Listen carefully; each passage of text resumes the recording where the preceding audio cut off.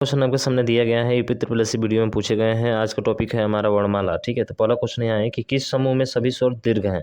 दीर्घ है क्या? ऑप्शन नंबर ए में देखेंगे तो बड़ी ई है, ए है, आई है, ओ है और औ है। इसका मतलब सर यही हो जाएगा। अगर बात करें ह्रस्व स्वर की, तो ह्रस्व स्वर क्या होता है, जिसको लघु स्वर बोलते हैं हम लोग, वो होता है आपका अ हो गया, छोटी हो गया और उसके बाद से छोटा ऊ हो गया। ठीक है, और फिर क्या हो गया री। यानी इन सभी को छोड़ दो ना, तो बाकी सब क्या कहलाते हैं, आपके दीर्घ स्वर कहलाते हैं। तो देखा जाए तो केवल ऑप्शन नंबर ए में है, बाकी और किसी में तो दिख नहीं रहा है। ठीक है, यहाँ पे आ गया आपका, यहाँ पे जो है क्या आ गया, तो यहाँ पे आपका जो है अगर बात किया जाए तो ली आ गया, ये तो होता ही नहीं है। ठीक है, फिर यहाँ पे है, तो ये तीनों ऑप्शन खत्म हो गए, तो ऑप्शन नंबर ए आपका राइट हो जाएगा। व्याख्या भी देख सकते हैं, यहाँ पे दिया गया है कि ये जो होते हैं आपके दीर्घ स्वर होते हैं। और बात करें हर्ष स्वर तो हम आपको बता ही चुके हैं। नेक्स्ट क्वेश्चन है कि किस समूह में के वर्णों का उच्चारण स्थान मूर्धा है। मूर्धा को कैसे याद रखते हैं? ऋतु रस, यानी कि पेट फरुआ स वाला। तो ऋतु रस देखिए यहाँ पे दिख रहा है, ऋतु रस मूर्धा ऐसे याद रख किया जाता है, यानी कि ऑप्शन नंबर बी आपका राइट हो जाएगा। बाकी यहाँ पे देखिए मूर्धा हो गया आपका, तालु हो गया, इचु ऐसा तालु, दंत है, स त थ और द हो गए। ठीक है, कंठ है आपके, अकु विसर्जन या नाम कंठ, ऐसे करके हम लोग याद रखते हैं।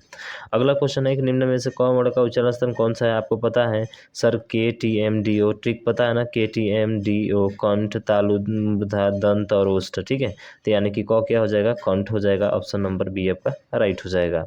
इसमें तो कोई सोचना ही नहीं है, तो ध्यान रखिएगा के टी एम डी ओ से इसको याद रखिएगा। 4-5 तक होते हैं ना के टी एम डी ओ।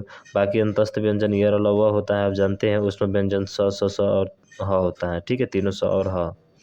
फिर इसमें पूछा है कि निम्नलिखित विकल्पों में से कौन सा दीर्घ स्वर नहीं है। दीर्घ स्वर का मतलब कि सर अभी बात किए थे, छोटी नहीं होता है, छोटा ऊ नहीं होता है, बाकी सब ये तीनों आपके दीर्घ स्वर है।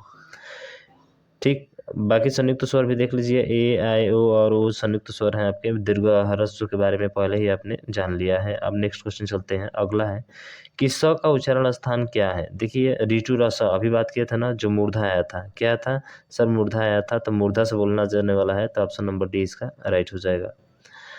उसके बाद से ये वाला वो अभी बात किए थे सर, ये अंतस्थ व्यंजन होता है, यानी कि आपका ऑप्शन नंबर भी राइट हो जाएगा।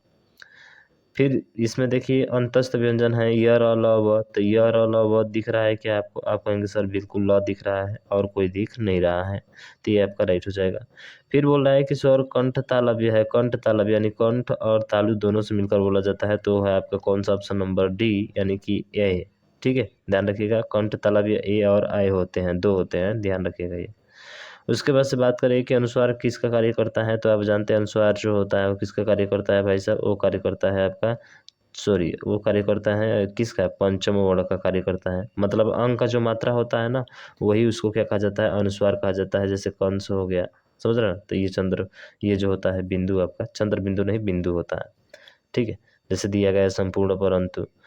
उसके बाद अगला है कि जिन स्वरों के उच्चारण में हवा नाक से निकलती है उन्हें क्या कहते हैं? आपको पता है नाक से जो हवा निकलती है उसको अनुनासिक स्वर कहा जाता है। अब तो ऑप्शन नंबर बोले तो कौन सा हो जाएगा? तो देखिए ऑप्शन नंबर आपका बी, अनुनासिक कहा जाता है। क्या कहा जाता है? अनुनासिक स्वर कहा जाता है। और उसके बाद से यहाँ पे दिया गया है कि निर्नुनासिक स्वरों के उच्चारण में हवा केवल मुख से निकलती है। तो ध्यान रखिएगा, निर्नुनासिक किसे कहा जाता है? जिसकी हवा जो है ना केवल मुख से निकलती है, ध्यान रखिएगा। ठीक है, चलिए नेक्स्ट क्वेश्चन चलते हैं। अगला देखिए, इसमें बोला है कि निम्नलिखित में से कौन सा संयुक्त स्वर नहीं है। संयुक्त स्वर का मतलब ए और ए आई और औ होता है, लेकिन छोटा ओ नहीं होता है, तो ऑप्शन नंबर सी आपका राइट हो जाएगा। ठीक है, उसके बाद से तो देख लिए भाई साहब ने कौन सा वर्ण दंत्य नहीं है। दंत्य मतलब त थ द ध वाला होता है, इसका मतलब सर यहाँ पे कौन सा नहीं होगा? य वाला नहीं होगा। ठीक है, ये ध्यान रखेंगे आप। अर्धस्वर भी य को बोलते हैं, व को अर्धस्वर बोलते हैं। ठीक है, य व जो होता है अर्धस्वर होता है। उसके बाद से यहाँ पे दिया है कि हिंदी स्वरों का वर्गीकरण जब जीव के भाग के आधार पर किया जाता है, तो इनमें से कौन सा भेद इसके अंतर्गत नहीं आएगा? तो जीव के आधार पर देखिए अग्र स्वर होता है, पश्च स्वर होता है, मध्य स्वर होता है, लेकिन विपरीत स्वर नहीं होता है। ये मुखाकृति के आधार पर होता है। किसके आधार पर? मुखाकृति के आधार पर होता है। तो देखिए यहाँ पे दिया है मुखाकृति के आधार पर विपरीत, अर्ध विपरीत, अर्ध समृत और समृत होता है, 4 होते हैं। ठीक है, इसमें पूछा है निम्नलिखित में से पार्श्विक ध्वनि कौन सी है। पार्श्विक मतलब देखिए पार्श्विक को कैसे याद रखते हैं? तो देखिए एक प्रकंपित होता है, तो प्रकंपित में ये आर आ रहा है, तो प्रकंपित में र होता है, लेकिन पार्श्विक में क्या होता है? ल होता है, यानी ऑप्शन नंबर बी आपका राइट हो जाएगा। ठीक है, बाकी यहाँ पे दिया गया है आपका। अगला है कि ट वर्ग उच्चारण की दृष्टि से किस प्रकार की ध्वनि है। अरे के टी एम डी ओ, के टी यानी कि क च ट क, च, ट, के, टी, एम, म माने मूर्धा। मूर्धा बोले तो कौन सा? ऑप्शन नंबर सी इसका राइट आंसर हो जाएगा। ठीक है, कोई दिक्कत नहीं है सर। अगला देखिए, अगला है कि निम्नलिखित कौन सा दीर्घ स्वर है? भाई साहब ये तो देख ही लिया आप और जानते भी हैं, बहुत चर्चा कर चुके हैं हम लोग। च, छ, ज, छ यहाँ का उच्चारण होता है। अरे इसका उच्चारण कौन सा होता है मेरे भैया? तालु से होता है, सीधा सीधा है। ऑप्शन नंबर सी आपका राइट हो जाएगा। प्रत्येक वर्ग का दूसरा और चौथा क्या कहलाता है? अरे दूसरा और चौथा क्या कहलाता है भाई साहब? प्रत्येक वर्ग का आप सभी को पता है ना, वो कहलाता है महाप्राण व्यंजन। कैसे याद रखा जाता है? तो पहला होता है अल्प प्राण महाप्राण, अल्प प्राण महाप्राण, ध्यान रखिएगा, ऐसे करके याद रखते हैं। ठीक है, चलिए अगला देखिए, उच्चारण की दृष्टि से संबल ध्वनि का कौन सा वर्गीकरण है? तो देखिए उच्चारण की दृष्टि से संबल ध्वनि क्या है? संबल। तो यहाँ पे देख रहे हैं आधा म बल रहा है, इसका मतलब कौन सा है? तो ये ध्यान रखिएगा, ये है आपका संपृक्त ध्वनि। ठीक है, कौन सा होता है? संपृक्त ध्वनि होता है, तो ध्यान रखेंगे।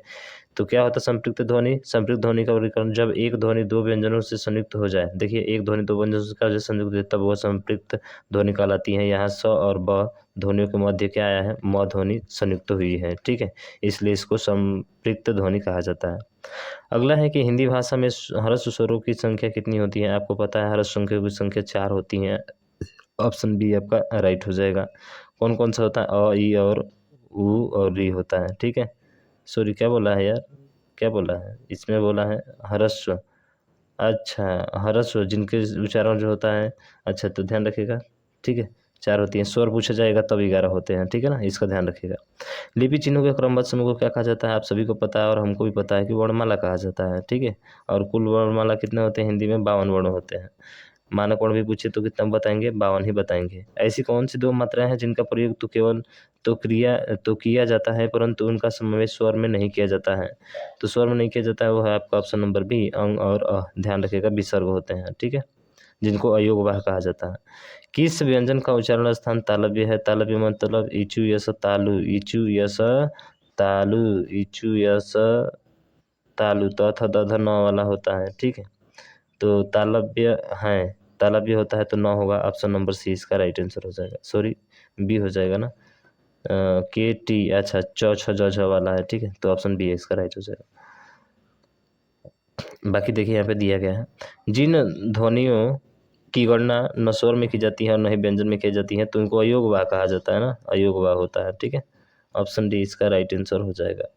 अगला है कि स्वर तंत्रियों के आधार पर व्यंजनों को कितने वर्गों में बांटा गया है? तो स्वर तंत्रियों के आधार पर 3 भागों में बांटा गया है ना, नहीं सर 2 भागों में बांटा गया है। कौन कौन से 2 भाग हैं?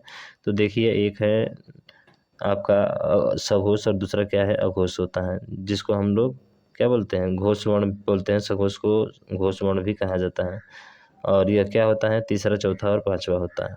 ठीक है, अगला है, अगला क्या है कि जीवा की नोक को जब ऊपर की दांतों की पंक्ति को सामने वाले दांत के ऊपरी हिस्से को संपर्क में वायु के प्रवाह को अवरुद्ध करती हैं तो ऐसे उच्चारण स्थान को क्या कहा जाता है? तो ऐसे उच्चारण स्थान को जो है आपका वर्ष से कहा जाता है। क्या कहा जाता है? वर्ष कहा जाता है। जैसे कि वह होता है ना, उसको वर्ष भी हम लोग बोलते हैं। जैसे यहाँ पे दिया गया वो नहीं, सॉरी, न, स, र और ल आते हैं, ये वर्ष में आते हैं। ठीक है, ध्यान रखिएगा इनको। इनमें से कौन सी देवनागरी लिपि की वर्ण ध्वनि नहीं है? देवनागरी लिपि, देवनागरी लिपि कौन सी नहीं है? ग्रीवा ध्वनि, मूर्धा ध्वनि, कंठ ध्वनि, दंतोष्ठ। ग्रीवा ध्वनि नहीं है भाई साहब, इससे में अलग दिख रहा है। ठीक है, उसके बाद से बात करें कि भाषा की सार्थक लघुत्तम इकाई। यार भाषा की सार्थक लघुत्तम इकाई जो होती हैं वो शब्द होती हैं। ठीक है, क्या होती है? शब्द। भाषा पूछा है ना, वर्ण वो, तो ध्यान रखिएगा भाषा की सबसे सार्थक इकाई शब्द होता है। सार्थक मतलब जिसका अर्थ निकलता है भैया, इसलिए हुआ। किस स्वर को उच्चारण में दीर्घ स्वर से अधिक समय लगता है? आपको पता है जो है दीर्घ स्वर से बात करें तो प्लुत स्वर, जैसे राम लिखता है ना, ऐसे करके राम 3 अक्षर वाला। ठीक है, तो उल्टा ऐसे करके लिखा जाता है, तो ध्यान रखिएगा ये जो होता है संयुक्त स्वर होता है, प्लुत स्वर होता है। सॉरी, प्रत्येक शब्द की वर्तनी के सभी वर्णों को उसी क्रम में अलग अलग दिखाना क्या कहलाता है? तो देखिए इसका दिखाना कहलाता है आपका वर्ण विच्छेद, यानी कि अलग अलग दिखाना। ठीक है, फिर बात करें वर्णमाला में स्पर्श व्यंजनों की संख्या कितनी होती है? आपको पता है 25 होती है, यानी कि ऑप्शन नंबर ए आपका राइट आंसर हो जाएगा। स्पर्श व्यंजनों की संख्या 25 होती है ना भाई साहब। उसके बाद से स्वर ए आई का उच्चारण स्थान अभी अभी पढ़े थे हम लोग, क्या होता है सर? ए आई यानी कि ये जो होते हैं आपके कंठ तालव्य होता है, यानी कि ऑप्शन नंबर सी इसका राइट आंसर हो जाएगा। ठीक, अभी पीछे आया था यार। उसके बाद से हिंदी शब्दकोश के क के बाद कौन सा व्यंजन आता है? तो देखिए क के बाद सब सोच रहे होंगे कि ख आएगा, नहीं भाई साहब क नहीं आता है, क छ आता है।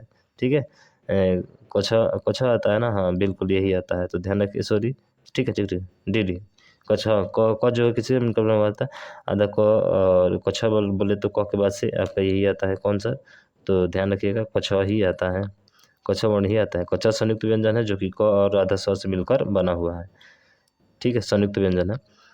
निम्न में से दंत्य वर्ण कौन सा है, तो देखिए दंत्य वर्ण की बात करें तो दंत के टी एम डी यानी क च ट त वाला होगा, त थ द ध न, ठीक है, और त थ द ध न तो इसमें दिया नहीं है दंत्य वर्ण, ठीक है। तो दंत्य कौन सा होता है, ह तो होगा नहीं, ठीक है, प भी नहीं होगा, के क च ट तालु क च ट त और प, ठीक है। तो इसमें जो होगा आपका ऑप्शन नंबर ए यानी कि 100 होगा, बाकी ये तो दिए नहीं गए हैं, ध्यान रखिएगा उसमें से नहीं दिएगा, तो 100 जो होता है दंत में आता है। फिर बात करें कि निम्न में अनुनासिक वर्ण कौन सा है, अनुनासिक मतलब कि जो आपका पंचम अक्षर होता है, ठीक है, तो अनुनासिक पंचम अक्षर होता है, तो म जो है इसका राइट आंसर हो जाएगा। फिर ल और स का उच्चारण किस स्थान से होता है, तो ल और स का जो उच्चारण होता है अभी दंत से अभी वाले थे ना, दंत से होता है, यानी कि ऑप्शन नंबर बी इसका राइट आंसर हो जाएगा, ठीक है। तो ये 37वां स्वरों का उच्चारण होता है, आप जानते हैं कि बिना किसी सहायता से होता है, देखिए स्वर का उच्चारण किसी के वर्ण की सहायता की आवश्यकता नहीं होती है। फिर 38वां प्रश्न है कि निम्न में से कौन सा शब्द प्रयत्न के उच्चारण के आधार पर व्यंजन का वर्गीकरण नहीं है, तो वर्गीकरण नहीं होगा कौन सा आपका औचित्य होता है, क्या बोल रहा है कि प्रयत्न के उच्चारण के स्थान पर पार्श्विक उसमें उत्क्षिप्त और अघोष, तो कौन सा नहीं होता है, तो देखिए इसका राइट आंसर होगा ऑप्शन नंबर सी, यानी कि सघोष नहीं होता है, ये गूंज या नाद के आधार पर होता है, ठीक है। चलिए, तो ये हो गए आपके कितने क्वेश्चन सर, ये हो गए आपके 38। चलिए बात करते हैं 39वां के। तो जिन स्वर को उच्चारण में 2 मात्रा का समय लगता है आप जानते हैं गुरु स्वर कहलाता है, यानी कि ऑप्शन नंबर बी इसका राइट आंसर हो जाएगा। उसके बाद से जिस व्यंजन ध्वनि के उच्चारण के समय स्वर तंत्री में कंपन होता है, तो कंपन होता है तो कौन सा होता है, उच्चारण स्थान के आधार पर ध्वनि के वर्गीकरण में उसका स्थान क्या है, तो कंपन का मतलब क्या होगा, तो कंपन का मतलब होता है सर काकल्य वर्ण, ठीक है, तो ध्यान रखिएगा इनको काकल्य वर्ण कहा जाता है, यानी कि ऑप्शन सी इसका राइट हो जाएगा। दिया है कि जिस व्यंजन में ध्वनि के उच्चारण में समय स्वर तंत्र में कंपन होता है, अर्थात जिनका उच्चारण स्वर तंत्र मुख से होता है काकल्य व्यंजन कहते हैं, और इसके अंतर्गत कौन सा आता है, ह आता है, तो ध्यान रखिएगा ह इसका राइट आंसर हो जाएगा। तो पूरा 40 क्वेश्चन आपका वर्णमाला से पूछा गया था, जो वेरी वेरी इंपॉर्टेंट क्वेश्चन था, कई बार आपका आया था, ठीक है। तो मुझे ऐसा समझ में आया होगा, तो पूरा टॉपिक वाइज आपको मिलेगा, ठीक है। तो इस वीडियो को ज़्यादा से शेयर कीजिएगा, और अभी तक चैनल को सब्सक्राइब नहीं किया तो सब्सक्राइब जरूर कीजिएगा। मिलते हैं नेक्स्ट वीडियो में, तब तक के लिए जय हिंद जय भारत।